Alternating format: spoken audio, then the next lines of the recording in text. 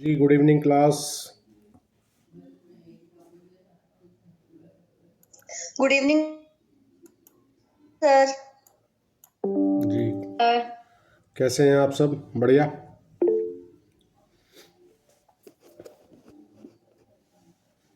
जी last class में हम लोगों ने कहाँ तक पढ़ा था भाई?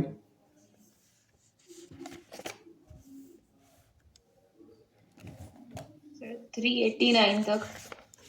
या वी हैव कंप्लीटेड 389 और आज हम ऑफ रॉबरी एंड डेकोइटी के विषय में पढ़ेंगे।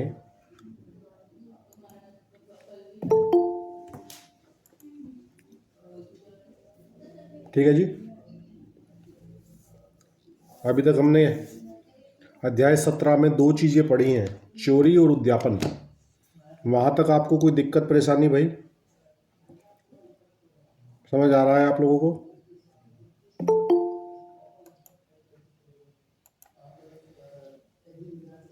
जी यस सर। चलिए आगे बढ़ते हैं। ऑफ रॉबरी एंड डेकोइटी 390 जो है वो लूट के बारे में बात करता है और ये कह रहा है कि in all robbery there is either theft और एक्सटोर्शन। सब प्रकार की लूट में या तो चोरी या उद्यापन होता है। क्या समझे? इसका मतलब ये है कि चोरी और उद्यापन का जो एग्रेसिव रूप है वो लूट है। Is that clear? और 390 आगे बताता है कि चोरी कब लूट है और उद्यापन कब लूट है। बहुत इंपॉर्टेंट पोर्शन है ये आईपीसी का। वैसे तो पूरी आईपीसी ही इंपॉर्टेंट है, लेकिन एग्ज़ाम के पॉइंट ऑफ व्यू से, एग्ज़ाम का पॉइंट ऑफ व्यू हो या वकालत का पॉइंट ऑफ व्यू हो, ये दोनों चैप्टर 16 और 17 बहुत महत्वपूर्ण है। तो 390 में दो बातें समझाई जा रही हैं कि चोरी कब लूट है और उद्यापन कब लूट है। ठीक है, चलिए देखते हैं क्या कहता है 390। 390 बोल रहा है when theft is robbery. Theft is robbery if in order to committing of the theft or in committing the theft or in carrying away or attempting to carry away property obtained by the theft, the offender for that end voluntarily causes or attempt to cause to any person death or hurt or wrongful restraint or fear of instant death or of instant hurt or of instant wrongful restraint। ठीक है भाई, ये कह रहा है चोरी लूट है। चोरी कब लूट हो जाएगी, ये 390 का जो सेकंड पैराग्राफ है, पहले में तो सिंगल लाइन लिखी हुई है। ठीक है, सिंगल लाइन के बाद पहला और दूसरा दो पैराग्राफ हैं बड़े बड़े। तो पहला पैराग्राफ इसे मान लीजिए, इसमें बताया गया है कि चोरी कब लूट है। ये कह रहा है चोरी लूट है यदि उस चोरी को करने के लिए या उस चोरी के करने में या उस चोरी द्वारा अभिप्राप्त संपत्ति को ले जाने या ले जाने का प्रयत्न करने में। ठीक है, क्या क्या बातें आ गई? चोरी को करने के लिए पहली बात आ गई, या उस चोरी के करने में या उस चोरी द्वारा अभिप्राप्त संपत्ति को ले जाने या ले जाने का प्रयत्न करने में अपराधी उस उद्देश्य से स्वेच्छा या किसी व्यक्ति की मृत्यु या उपैती या उसको सदोष अवरोध या तत्काल मृत्यु या तत्काल उपैती या तत्काल सदोष अवरोध का भय कारित करता है या कारित करने का प्रयत्न करता है, तो ऐसी अवस्था में चोरी का जो अपराध है वो लूट के अपराध में कन्वर्ट हो जाएगा। Is that clear?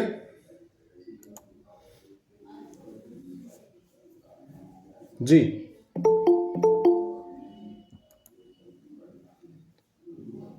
समझ आ रहा है संदीप?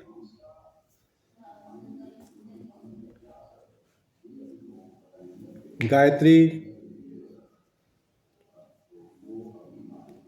ठीक है, चलिए नेक्स्ट पे। Yes sir. सर मेरे पास वॉइस कट के आई है। किसके पास आ रही है वॉइस कट के? संदीप के? आ ही रही सर। सर आ रही है वैसे आपकी हो रहा है सर। नहीं, कैसे आ रही है? कट के आ रही है या? चलिए मैं एक बार ना जी, हेलो, अब कैसी स्थिति है भाई आवाज की? सर माइक ऑन करिए अपना, आवाज नहीं। ओह जी, हेलो, अब कैसा आवाज आ रहा है भाई?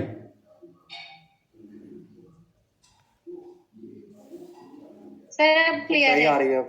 जी, चलिए देखते हैं। When extortion is robbery, extortion कब रॉबरी बन जाएगी? ये कह रहा है extortion is robbery if the offender at the time of committing the extortion is in presence of the person put in fear and commits the extortion by putting that person in fear of instant death, of instant hurt or of instant wrongful restraint to that person or to some other person, and by so putting in fear induces that person so put in fear then and there to deliver up the thing extorted। ये कह रहा उद्यापन कब लूट है? ये कह रहा उद्यापन लूट है यदि अपराधी वह उद्यापन करते समय भय में डाले गए व्यक्ति की उपस्थिति में है। क्या समझे? जिसे भय में डाला जा रहा है उस उद्यापन करने वाला वहीं प्रेजेंट है और उस व्यक्ति को स्वयं उसकी या किसी अन्य व्यक्ति की तत्काल मृत्यु या तत्काल उपैती या तत्काल सदोष अवरोध के भय में डालकर वह उद्यापन करता है और इस प्रकार भय में डालकर इस प्रकार भय में डाले गए व्यक्ति को उद्यापन की जाने वाली चीज उसी समय और वहाँ ही प्रदत्त करने के लिए उत्प्रेरित करता है। तब ऐसी अवस्था में जो एक्सटोर्शन हमने पढ़ा है वो लूट में कन्वर्ट हो जाएगा। Is that clear? एक्सप्लेनेशन है इसका 390 का। एक्सप्लेनेशन बोलता है कि the offender is said to be present if he is sufficiently near to put the other person in fear. The offender is said to be present if he is sufficiently near to put the other person in fear of instant death or of instant hurt or of instant wrongful restraint। स्पष्टीकरण कह रहा है कि अपराधी का उपस्थित होना कहा जाता है यदि वह उस अन्य व्यक्ति को तत्काल मृत्यु के, तत्काल उपैती के या तत्काल सदोष अवरोध के भय में डालने के लिए पर्याप्त रूप से निकट हो। जी, पर्याप्त रूप से निकट होने की क्या बात समझ में आई आप लोगों के भाई? सफिशिएंटली नियर, इस शब्द से आप क्या समझे हैं?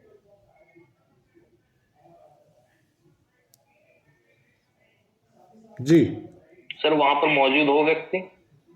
हाँ, नहीं, मौजूद होने की बात तो सामान्यतः बताई दी थी उन्होंने, फिर ये लूट किया वो व्यक्ति मौजूद हो वहां पर। अलग से स्पष्टीकरण डालकर आपको ये बताने की क्या आवश्यकता पड़ गई थी कानून वालों को? स्पष्टीकरण क्यों दिया? ये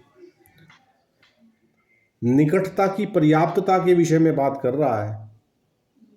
तो निकटता की पर्याप्तता क्या है गायत्री?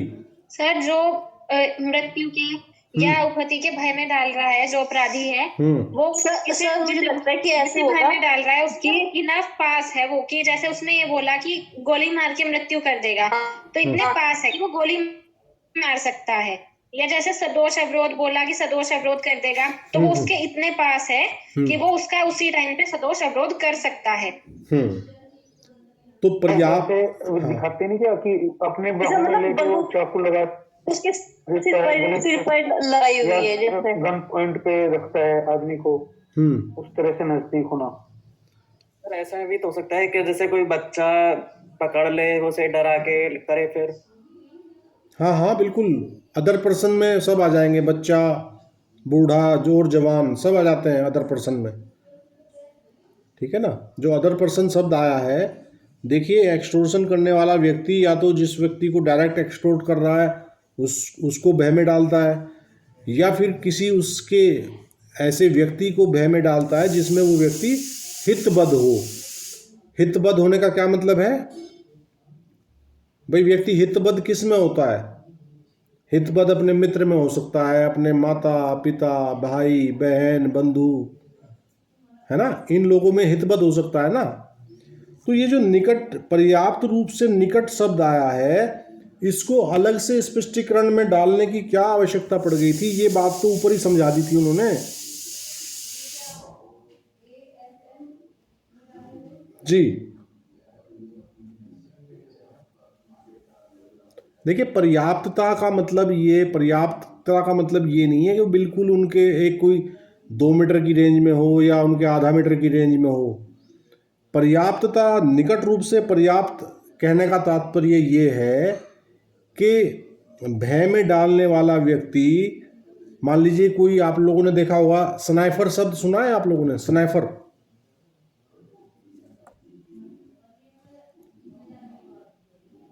सुना है सर। क्या होता है? Yes sir. क्या होता है सर? वो एक लेजर वाली गन होती है ना, हाँ, उससे पॉइंट आउट करके मारते हैं, हाँ। वो वाला। तो देखिए स्नाइफर जो है वो 100-200 मीटर पे से भी आपको उस स्थिति में डाल लेगा। तो वो 100-200 मीटर दूर होने के बाद भी पर्याप्त रूप से निकट माना जाएगा आपके। ये स्पष्टीकरण ऐसी परिस्थितियों के लिए बनाया गया है। वो व्यक्ति इस बात का प्ली नहीं ले सकता कि जी मैं तो उसके निकट था ही नहीं, लूट कैसे हो गई। तो ये जो स्पष्टीकरण ये कह रहा है, अपराधी का उपस्थित होना कहा जाता है यदि वह उस व्यक्ति को तत्काल मृत्यु के, तत्काल उपैति के या तत्काल सदोष अवरोध के भय में डालने के लिए पर्याप्त रूप से निकट हो। Is that clear? तो वो एक काफ़ी अच्छी दूरी से स्नाइपर हिट कर सकता है। तो अगर ये स्पष्टीकरण हम ना इसमें ऐड करते तो वो क्या प्ली लेते कि जी हम कोई मौके पे मौजूद थोड़े थे, हम तो बहुत दूर थे वहाँ से। तो वो भी पर्याप्तता मानी जाएगी, निकटता की पर्याप्तता मान ली जाएगी, क्योंकि वो इतनी दूरी से भी आपको घोर उपैति का या मृत्यु का या रोंगफुल रेस्टोरेंट का भय वहीं से बता देगा कि भाई आप जो है ना निशाने पे हैं, अगर हिले तो गड़बड़ हो जाएगा। फटाफट जो एक्सटोर्ट किया जा रहा है उसको तत्काल दे दिया जाए। जो भी मैं मांग रहा हूँ आप मुझे तत्काल ही, एक्सटोर्शन तो पड़ा है ना पीछे, ठीक है भाई। अब इलस्ट्रेशन पढ़ते हैं इसके। इलस्ट्रेशन कह रहा है ए holds Z down and fraudulently takes Jades money and jewels from Jades clothes without Jades consent.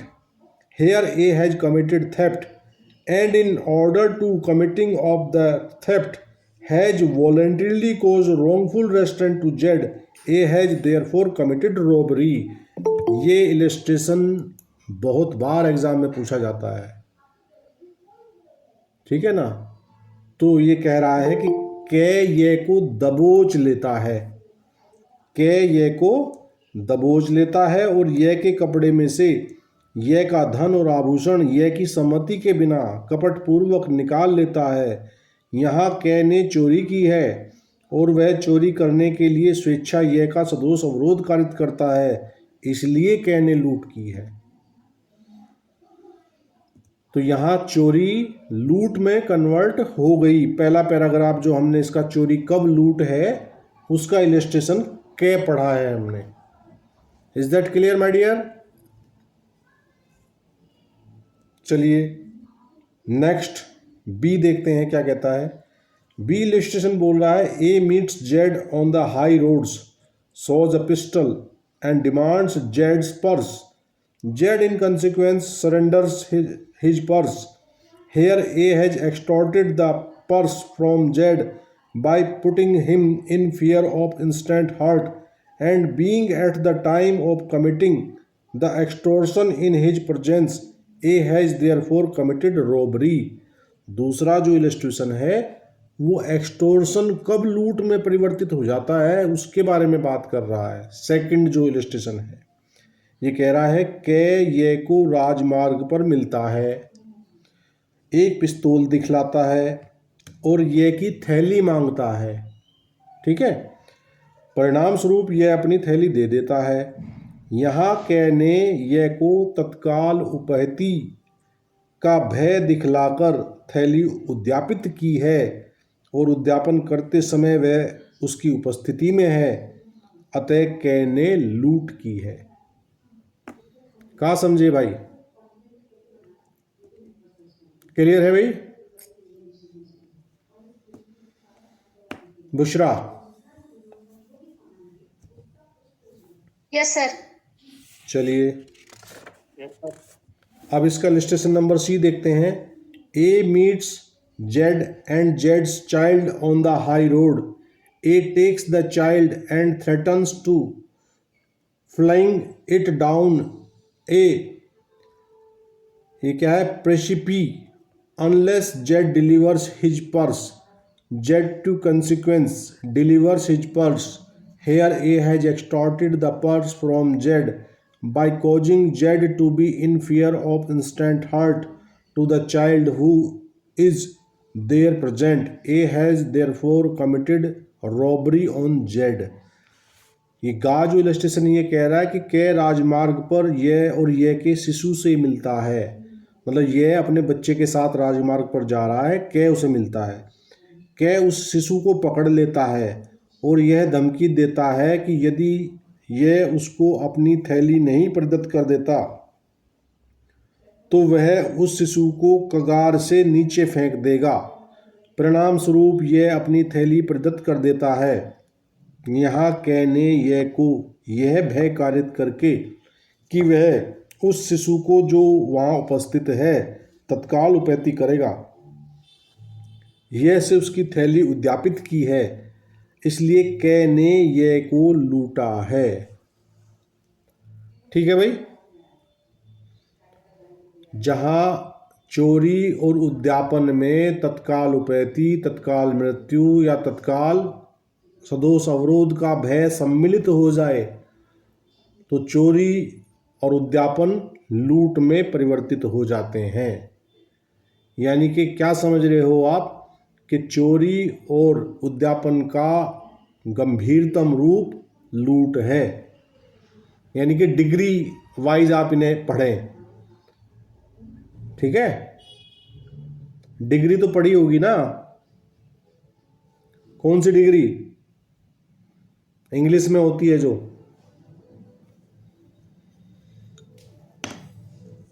Sir positive comparative superlative. Yes yes yes yes, large, larger, largest. ठीक है ना? Yes sir. हाँ, तो ऐसे ही जो चोरी और उद्यापन है वो तो फर्स्ट डिग्री के अपराध हैं। फिर जब जैसे ही उनमें उपैती और मृत्यु, तत्काल उपैती, तत्काल मृत्यु और तत्काल सदोष अवरोध का मिश्रण हो जाता है तो इनकी डिग्री कैसी हो जाती है? एक स्टेप ऊपर हो जाता है, लार्ज से लार्जर हो जाता है मामला। ठीक है भाई, यहां तक कोई दिक्कत?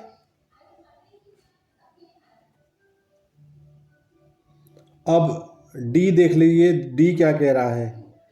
A obtains property from Z by saying your child is in the hands of my gang and will be put to death unless you send us 10,000 rupees.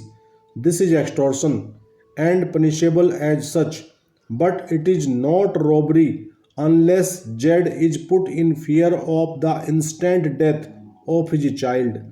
देखिए जो इलस्ट्रेशन डी है और हिंदी में घा है वो कह रहा है कि ये से यह कहकर संपत्ति अभिप्राप्त करता है कि तुम्हारा शिशु मेरी टोली के हाथों में है, यदि तुम हमारे पास 10,000 रुपया नहीं भेज दोगे तो वह मार डाला जाएगा।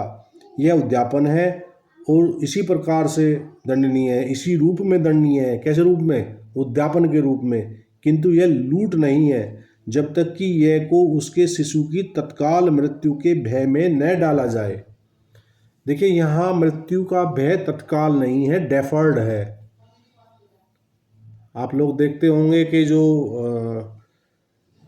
ये फिरौती वगैरह मांगी जाती है जहाँ, वो यही तो धमकी देते हैं, वो एक्सटॉर्शन करते हैं कि इतना पैसा आप भेज दीजिए, नहीं तो dash dash dash dash dash ऐसा कर दिया जाएगा, वैसा कर दिया जाएगा। तो कर दिया कब जाएगा? In future. मतलब वहाँ वो जो भय है वो कैसा है? इंस्टेंट नहीं है, वहाँ गैप है, समय देते हैं बाकायदा। कल शाम 6 बजे तक काली पहाड़ी पर अगर आप इतने रुपए लेके ना पहुँचे तो ऐसा कर दिया जाएगा, वैसा कर दिया जाएगा। तो यहाँ जो भय है, भय तो है, लेकिन भय कैसा है? तत्काल नहीं है, डेफर्ड है, इंस्टेंट नहीं है। Gunjan Batra, are you getting my point? जी सर। समझ आ रहा है आपको उद्यापन और चोरी कब लूट में कन्वर्ट हो जाते हैं? जी सर। बहुत अच्छी बात है। 12 तारीख की परीक्षा किस किस की है भाई क्लास में? संदीप, गुंजन, वंदना, कल्पना, जी सर। फिरोज और इनके अलावा एनू का भी एग्जाम है ना 12 को? नहीं सर, हमारा नहीं है। एनू आपका नहीं है?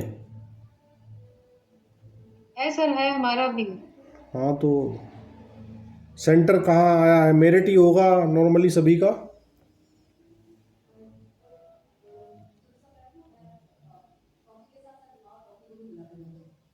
मेरठ। जी सर।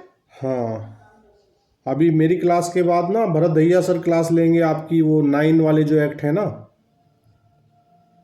अच्छा, कल्पना चौहान कह रही हमारा कानपुर में है।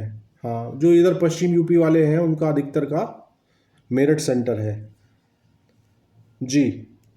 अब अगली धारा पे चलते हैं भाई। अगली धारा 391 बात करती है डकैती की, यानी कि डकैती। अब ये सुपरलेटिव वाला अपराध हो गया। मैं डिग्री आपको समझा रहा था, तो चोरी और उद्यापन तो फर्स्ट डिग्री थे, फिर वो सेकंड डिग्री में आ गया लूट। और जब लूट का भी एग्रेसिव रूप हो जाए, जब लुटेरों की संख्या 5 या 5 से अधिक हो जाए, तो लूट ही डकैती हो जाती है। ये आप ध्यान से समझने वाली बात है। ये कह रहा है when 5 or more persons conjointly commit or attempt to commit a robbery, or where the whole number of persons conjointly committing or attempting to commit a robbery and persons present and aiding such commission or attempt amount to 5 or more, every person so committing, attempting or aiding is said to commit dacoity। ये कह रहा है 391 कि जबकि 5 या अधिक व्यक्ति संयुक्त होकर लूट करते हैं। इससे क्या तात्पर्य है कि डकैती बेसिकली लूट है, लेकिन जब लूट को 5 या 5 से अधिक व्यक्ति संयुक्त होकर मिलकर गैंग बनाकर करते हैं तो लूट ही जो है वो डकैती कहलाती है। ठीक है भाई, इज दैट क्लियर? जबकि 5 या अधिक व्यक्ति संयुक्त होकर लूट करते हैं या करने का प्रयत्न करते हैं, या जहाँ की वे व्यक्ति जो संयुक्त होकर लूट करते हैं या करने का प्रयत्न करते हैं और वे व्यक्ति जो उपस्थित हैं और ऐसे लूट के किए जाने या ऐसे प्रयत्न या ऐसे प्रयत्न जी या ऐसे प्रयत्न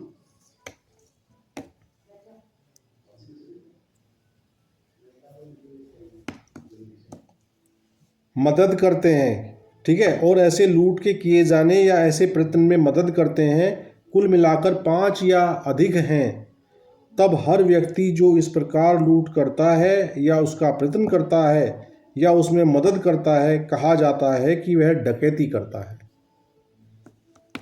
ठीक है भाई।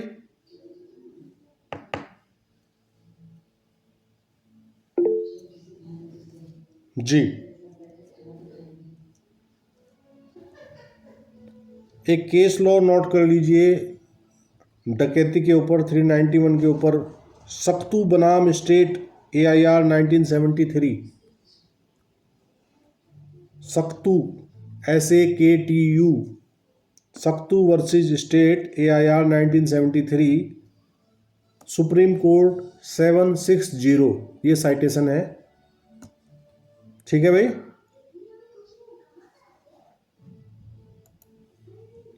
तो ये कह रहा है, ये धारा कह रही है, सॉरी ये जो केस लॉ है ये कह रहा है कि डकैती के लिए न्यूनतम 5 व्यक्तियों का होना आवश्यक है, परंतु धारा 391 कहीं पर यह नहीं कहती कि न्यूनतम 5 व्यक्तियों का दोष सिद्ध किया जाना आवश्यक है।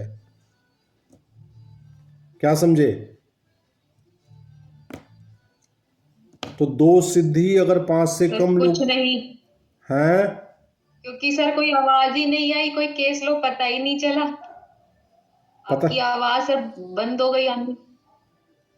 अच्छा, मैं दोबारा बोल रहा हूं, अभी आ रही है ना?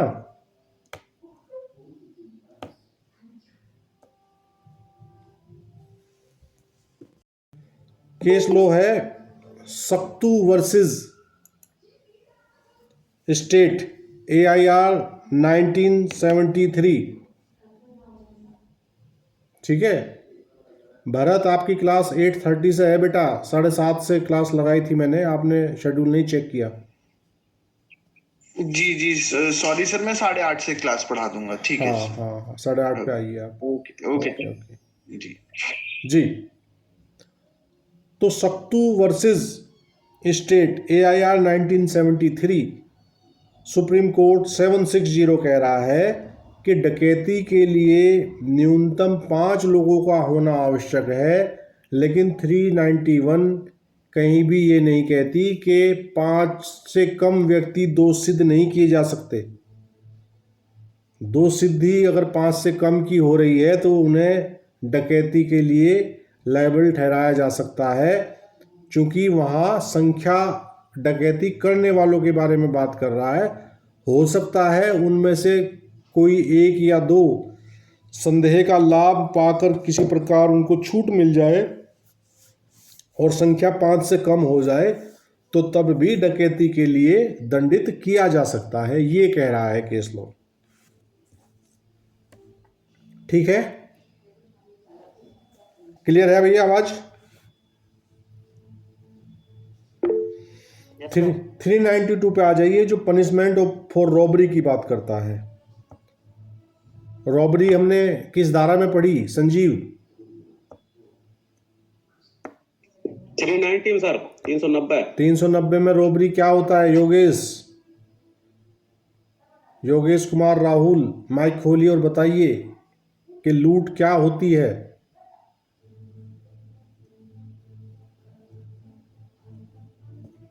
जी सर। हाँ योगेश, लूट क्या होती है मैंने अभी समझाया है। लूट सर किसी को बह में डाल के उससे लूट करना। नहीं, लूट होती क्या है 390 में हमने पढ़ा है ना।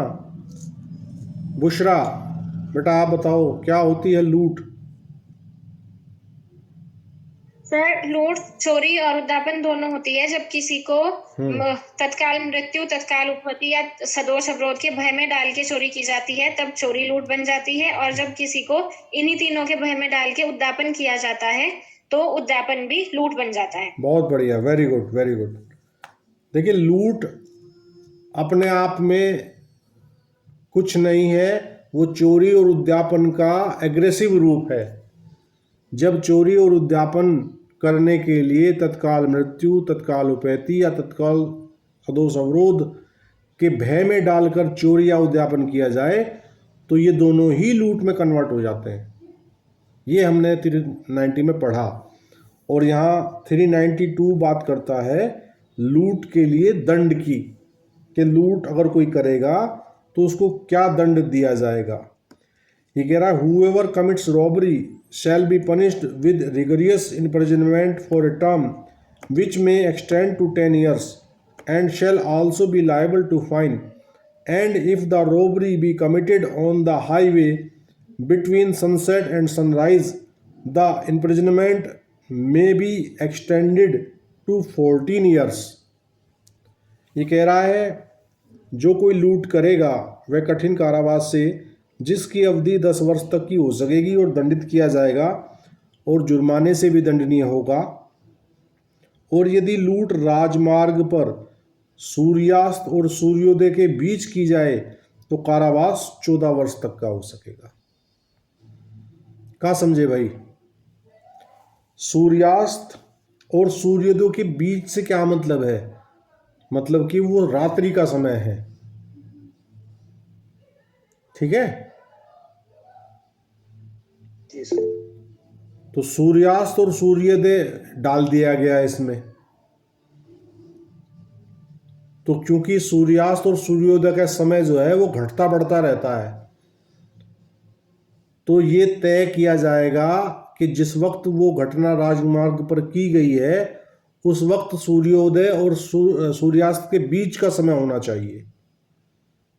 ठीक है, वैसी अवस्था में जो दंड का मापमान है वो सामान्य से 4 वर्ष अधिक हो जाएगा। सामान्य लूट होगी तो 10 वर्ष तक का कारावास है, और राजमार्ग पर सूर्योदय सूर्यास्त के पश्चात और सूर्योदय से पूर्व अगर ऐसा अपराध कोई करेगा तो फिर सजा जो है वो 14 वर्ष तक की हो जाएगी। Is that clear? 393 में बात करता है attempt to commit robbery. Whoever attempts to commit robbery shall be punished with rigorous imprisonment for a term which may extend to 7 years and shall also be liable to fine. 392 में बात कर रहा है जो कोई लूट करने का प्रयत्न, अटेम्प्ट टू कमिट रॉबरी, जो कोई लूट करने का प्रयत्न करेगा वह कठिन कारावास से जिसकी अवधि 7 वर्ष तक की हो सकेगी दंडित किया जाएगा और जुर्माने से भी दंडनीय होगा। ठीक है भाई, तो अटेम्प्ट टू लूट यहाँ एक अलग से सेक्शन बना दिया गया है। ठीक, और अगले वाला है voluntarily causing heart in committing robbery. 394 बात करता है यदि लूट करने में स्वेच्छाओपैती कारित कर दी जाए तो 394 अप्लाई हो जाएगा। देखिए, अभी तक तो वहाँ भय था, खाली भय दिखाकर एक्सटॉर्शन या थेफ्ट की जा रही थी, तो केवल भय मात्र था। 394 में ये कहा है कि अगर वो भय से आगे बढ़ जाए कोई चीज़, यानी कि उसमें हर्ट कर दिया आपने, तो ये कह रहा है voluntarily causing hurt in committing robbery. If any person in committing or in attempting to commit robbery voluntarily causes hurt, such person and any other person jointly concerned in committing or attempting to commit such robbery shall be punished with imprisonment for life or with rigorous imprisonment for a term which may extend to 10 years and shall also be liable to fine। ठीक है भाई, ये कह रहा है यदि कोई व्यक्ति लूट करने में या लूट का प्रयत्न करने में स्वेच्छाओपैती कारित करेगा तो ऐसा व्यक्ति और जो कोई अन्य व्यक्ति ऐसी लूट करने में या लूट का प्रयत्न करने में संयुक्त तौर पर संपृक्त होगा वह आजीवन कारावास से या कठिन कारावास से जिसकी अवधि 10 वर्ष तक की हो सकेगी दंडित किया जाएगा और जुर्माने से भी दंडनीय होगा। क्या समझे भाई 394 में? अब बात आती है 395 पनिशमेंट फॉर डेकोइटी। तो डकैती हमने कौन सी धारा में पढ़ी है? रविंद्र कुमार बताएंगे। Ravindra Kumar, open your mic.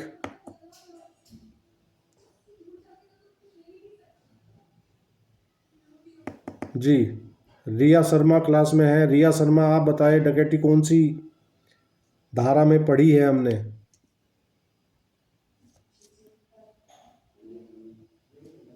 रिया। मोहम्मद अजमल बताएं। सर 391। हाँ, बहुत अच्छे जी। डॉक्टर यादव भी हमारी क्लास में जुड़े हैं। डॉक्टर साहब, वकीलों की दुनिया में डॉक्टर क्या कर रहे हैं भाई?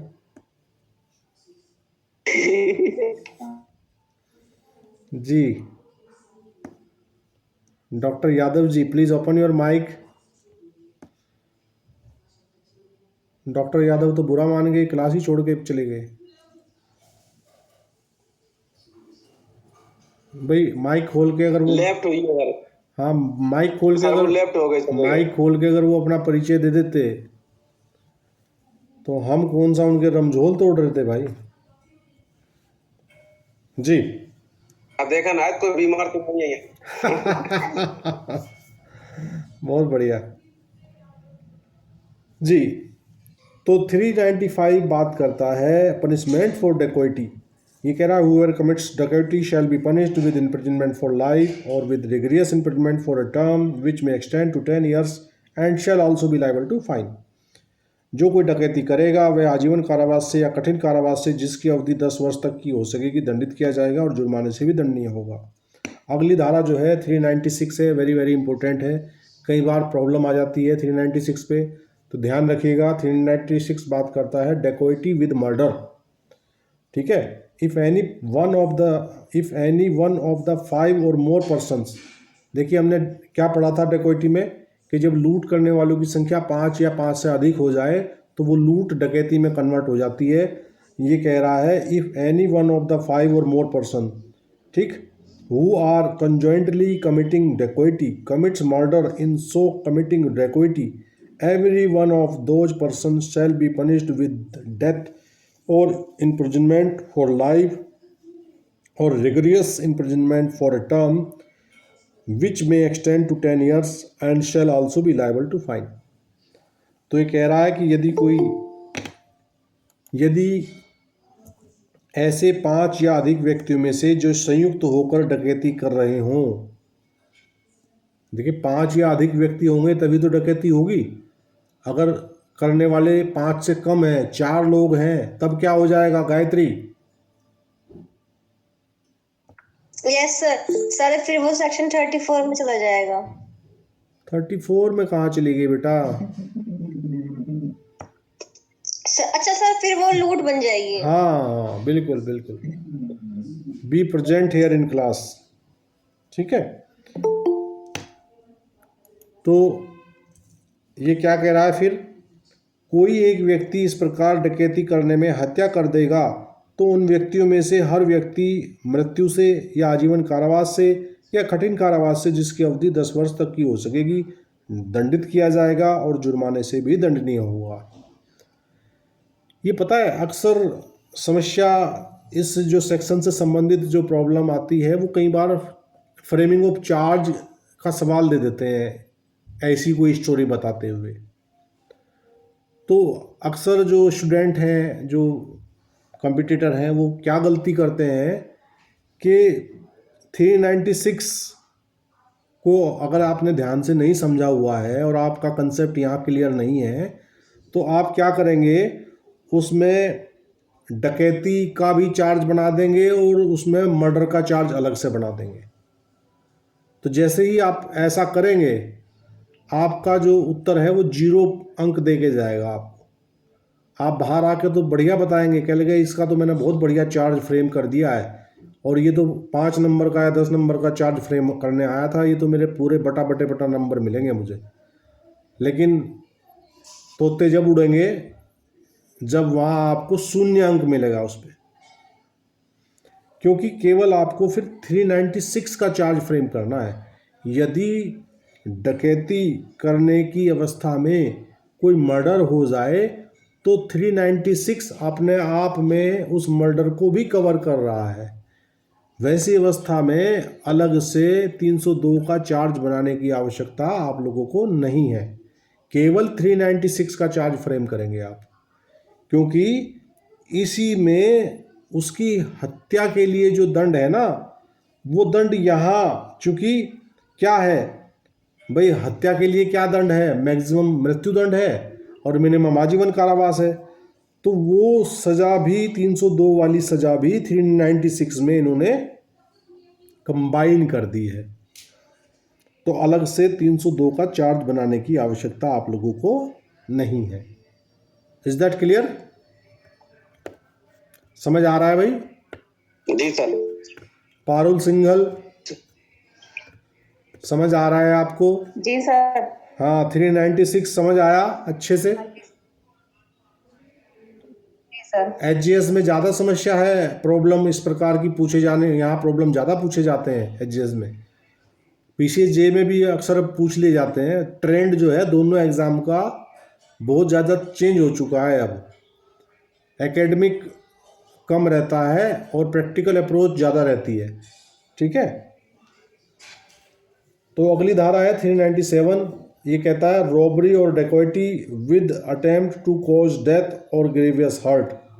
तो 397 जो ऐसी धारा है वो दोनों चीज़ों को कवर कर रही है, लूट को भी और डकैती को भी। ये कह रहा है रॉबरी और dacoity with attempt to cause death और grievous hurt. If at the time of committing robbery और dacoity the offender uses any deadly weapon or causes grievous hurt to any person or attempts to cause death or grievous hurt to any person, the imprisonment with which such offender shall be punished shall not be less than 7 years। तो कह रहा है कि यदि लूट या डकैती करने में मृत्यु या गौरवपैती कारित करने के प्रयत्न के साथ अगर ये की जाएगी तो 7 साल से कम का कारावास ऐसे व्यक्ति को नहीं दिया जाएगा, यानी कि मिनिमम सज़ा ऐसे व्यक्ति को 7 वर्ष की दी जाएगी। Is that clear? जी।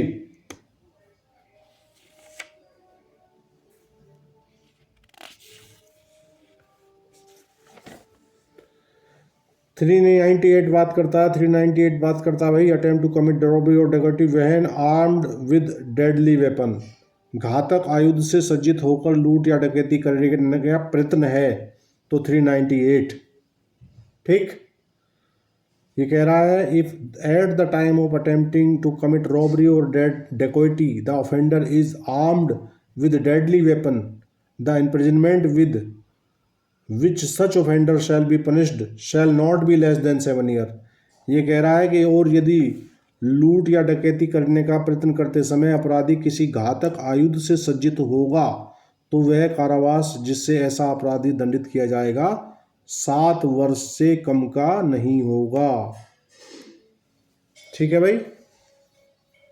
अब 399 एक सेक्शन है जो बड़ा इंपॉर्टेंट है, इसे इंपॉर्टेंट लिख लीजिए इसके कोने पे। ये कह रहा है making preparation to commit dacoity.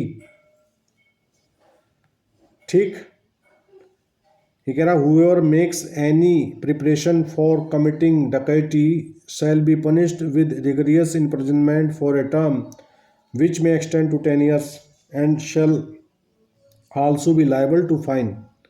जो कोई डकैती करने के लिए कोई तैयारी करेगा वह कठिन कारावास से जिसकी अवधि 10 वर्ष तक की हो सकेगी दंडित किया जाएगा और जुर्माने से भी दंडनीय होगा। देखिए बहुत कम अपराध हैं जिनकी तैयारी भी दंडनीय होती है, तो डकैती भी एक ऐसा ही अपराध है। सामान्यतः आशय और तैयारी, भाई किसी अपराध को करने का आशय आप मन में लिए घूमते रहो, सारी जिंदगी घूमते रहो, आपका कोई कानून बाल भी बांका नहीं कर सकता क्योंकि आप केवल आशय लिए घूम रहे हैं। फिर आशय के अग्रसरण में आप तैयारी करते हैं तो तैयारी के भी कुछ अपराध हैं जिनकी तैयारी दंडनीय है। कौन कौन सा है? एक तो हमने यही पढ़ा है अभी डकैती के लिए डकैती करने की तैयारी, और इनके अलावा और कोई एग्जाम्पल देगा भाई तैयारी और किस अपराध की दंडनीय है? गुंजन।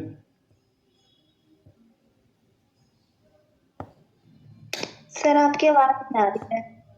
मेरी आवाज सभी को नहीं आ रही है, गुंजन को नहीं आ रही? मर्डर। हाँ जी सर आ रही है आवाज। मर्डर की तैयारी नहीं, अटेम्प्ट है वो। बेटा मर्डर की भी की तैयारी करना या फिर सरकार के विरुद्ध कोई अपराध करने की तैयारी। हाँ, भारत सरकार के विरुद्ध युद्ध करने की तैयारी करेंगे तो तैयारी दंडनीय है वहाँ। और उसके अलावा क्या शीतल जी?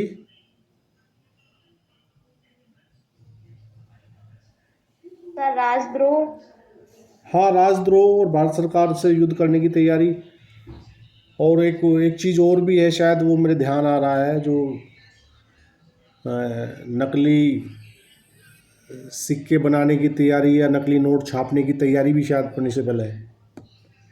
ठीक है, और यहाँ डकैती करने की तैयारी पनिशेबल है। ठीक है, तो बहुत कम अपराध हैं जिनकी तैयारी पनिशेबल है। ठीक है, इनको आप अलग से एक टेबल इनकी बना लेना। इनको भी एक ये सवाल भी अक्सर एक सवाल बहुत अच्छा बनता है ये, कि वो उन अपराधों का वर्णन कीजिए जिनकी तैयारी भी दंडनीय है। ठीक है भाई। Section 400 punishment for belonging to gang of dacoits. Whoever at any time after the passing of this act shall belong to a gang of persons associated for the purpose of habitually committing dacoity shall be punished with imprisonment for life or with rigorous imprisonment for a term which may extend to 10 years and shall also be liable to fine. ठीक है, तो 400 कह रहा है कि डाकुओं की टोली का होने के लिए दंड, जो कोई डाकुओं की टोली का मेंबर होगा तो उसको दफ़ा 400 सेक्शन 400 इससे दंडित किया जाएगा। और इसमें कितनी सज़ा है? ये कह रहा है जो कोई इस अधिनियम के पारित होने के पश्चात किसी भी समय ऐसे व्यक्तियों की टोली का होगा जो अभ्यास से डकैती करने के प्रयोजन से सहयुक्त हों, वह आजीवन कारावास से या कठिन कारावास से, जिसकी अवधि 10 वर्ष तक की हो सकेगी, दंडित किया जाएगा और जुर्माने से भी दंडनीय होगा। ये जो आप लोगों ने शोले फिल्म तो सभी ने देखी होगी, क्यों भाई? जी सर। शोले तो ऐसी फिल्म है, मोस्टली सभी देखे ही बैठे होंगे क्लास में। तो गब्बर सिंह को जो पनिशमेंट दिया जाता है कोर्ट में, वो इसी सेक्शन में दिया गया है। आप इस बार शोले देखोगे तो वर्डिक्ट सुनना, जज साहब जब उसको पनिश करने का ऑर्डर देते हैं तो दफ़ा 400 के तहत ही उसको दंडित करते हैं। ठीक है,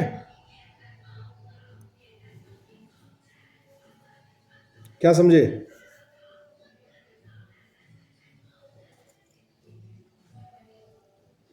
इज दैट क्लियर? गायत्री समझ आ रहा है बेटा? आवाज नहीं आ रही है। आवाज नहीं आ रही है जी।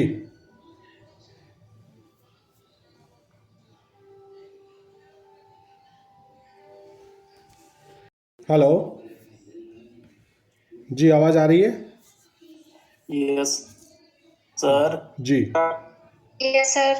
हाँ, देखिए 401 402 बहुत ज़्यादा इम्पोर्टेंट नहीं है, इसे छोड़िए। ठीक है, अगली धारा देखते हैं 403। 403 कह रहा है dishonest miss appropriation of property. Section 403 संपत्ति का बेईमानी से दुर्विनियोग।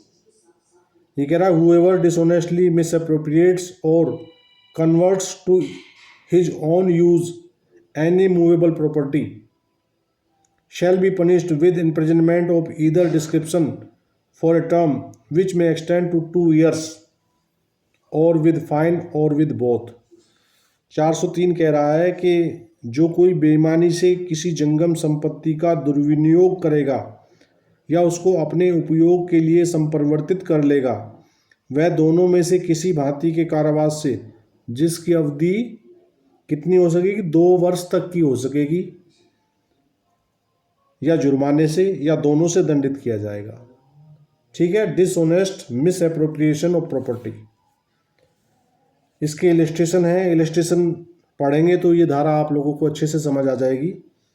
ए कह रहा है A takes property belonging to Z out of जेड्स possession in good faith, believing at the time when he takes it that the property belongs to himself.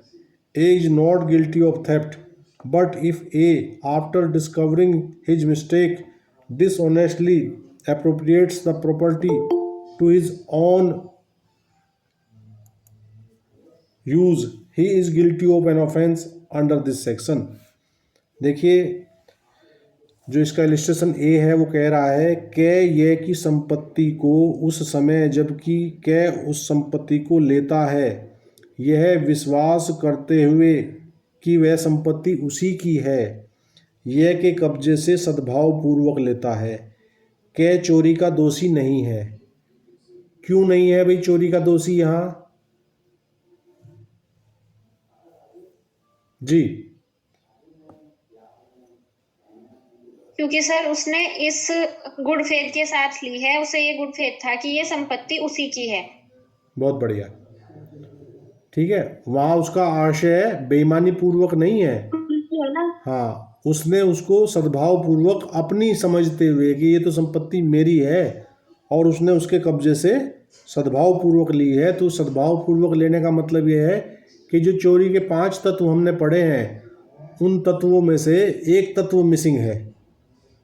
कौन सा तत्व मिसिंग है? एनु।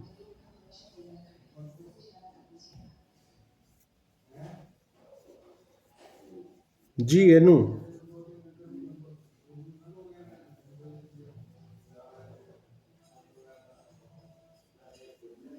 फिरोज खान साहब आवाज़ आ रही हो तो आप बताइए, यहाँ चोरी का कौन सा तत्व गायब है? मेरी आवाज़ में अब भी प्रॉब्लम है क्या? आवाज़ अब भी नहीं जा रही है क्या मेरी आप लोगों पे? जी हाँ जी, मैं पूछ रहा हूँ कि यहाँ जो इलस्ट्रेशन ए हम पढ़ रहे हैं, इस इलस्ट्रेशन में कौन सा तत्व गायब है जो ये चोरी नहीं यहाँ मान रहे हैं इसको? राहुल गुप्ता जी बताइए।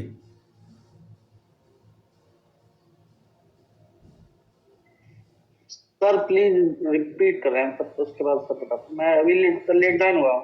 अच्छा, हमने इलस्ट्रेशन ए पढ़ा है 403 का, सेक्शन 403 का इलस्ट्रेशन ये कह रहा है कि यहाँ कै जो है वो यह की संपत्ति को यह के कब्जे से ले लेता है, लेकिन वो यह विश्वास करते हुए सद्भावपूर्वक लेता है कि ये संपत्ति मेरी है, अपनी मानते हुए लेता है। तो यहाँ चोरी नहीं है, कै ने चोरी नहीं की है। किंतु यदि कै अपनी भूल मालूम होने के पश्चात उस संपत्ति का बेईमानी से अपने लिए विनियोग कर लेता है तो वह इस धारा के अधीन दोषी होगा। कौन सी धारा के अधीन? 403 के अधीन। क्योंकि आपको अपनी भूल का एहसास होने के बाद भी आपने वो प्रॉपर्टी अपने यूज में ले ली, आपने उसे अपने आप उसको यूज किया, दुर्विनियोग किया उसका, तो सेक्शन 403 अप्लाई होगा। जी, is that clear? Yes sir. तो चोरी यहाँ इसलिए नहीं है क्योंकि चोरी के जो 5 तत्व हमने पढ़े थे उन 5 तत्वों में से एक तत्व बेईमानी पूर्वक संपत्ति लेते समय जो सद्भाव पूर्वक शब्द आ गया ना यहाँ, इस वजह से चोरी नहीं है ये। ठीक है जी सर, इंटेंशन नहीं थी उस टाइम। हाँ, तो चोरी के हमने 5 तत्व पढ़े थे। कौन बताएगा चोरी के कौन कौन से 5 तत्व पढ़े थे हमने? गायत्री क्लास में ही नहीं है क्या? जी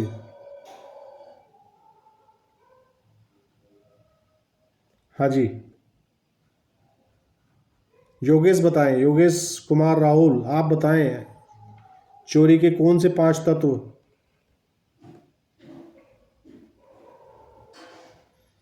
चलिए आज की क्लास यहीं समाप्त करते हैं। सर आ गए हैं, आप अब जो है दूसरा एक्ट पढ़िए। जी वेलकम भरत जी।